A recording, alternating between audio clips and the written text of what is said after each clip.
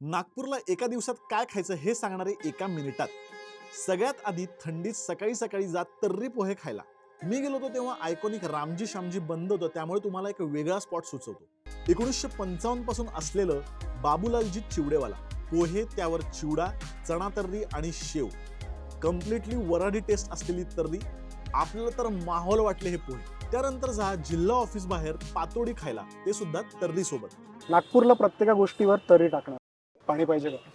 खाताना खूप छान वाटतंय. गिळल्यावर जाणवत भारी. म्हणजे मी तर म्हणतो थंडीत घाम काढले. हो हो उन्हाळ्यात बघतोय. तर काढणारच. म्हणजे त्यानंतर तोंड गोड करायला नागपूर स्पेशल संत्रा बर्फी झालीच पाहिजे. त्यासाठी श्री हिरा स्वीट्स आणि इथे खा पल्प संत्रा बर्फी.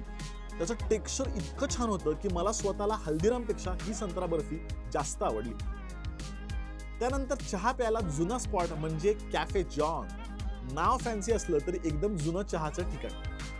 छान आहे रे चहा. छान आहे आणि मिल्की आहे थोडासा. यानंतर मी वेगळाच पदार्थ खायला गेलो. ताज मटका रोटी. मटका रोटी म्हणजे गव्हापासून बनवलेली रुमाली रोटीची बहीण असं आपण म्हणू शकतो. पाटवडी रस्सा किंवा शेव भाजी सोबत ही रोटी ट्राय करून बघाच. आपल्याला हा प्रकार लई आवडला. आणि शेवटी नागपूरला आल्यावर सावजी खाल्लंच पाहिजे, पण ते आधी पटकन फॉलो करून टाका.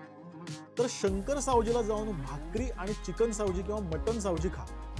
सावजी असं पाहिजे की ते तुम्हाला जिभेवर तिखट लागतं. पण जेव्हा तुम्ही गिळता तेव्हा इकडे असं गरम किंवा असं आग नाही होत. मी व्हेज असल्यामुळे पनीर सावजी घेतलं. मसालेदार होतं, पण पनीर सोबत तितकं छान नव्हतं लागत. पण तिखट खाण्याचा वेगळा एक्सपिरियन्स म्हणून खायला हरकत नाही. नागपूरमध्ये खायला खूप आहे, पण त्यामुळे एक दिवस पुरणारच नाहीये. पुढच्या व्हिडिओसाठी मला चांगले स्पॉट कमेंटमध्ये नक्की सुचवा.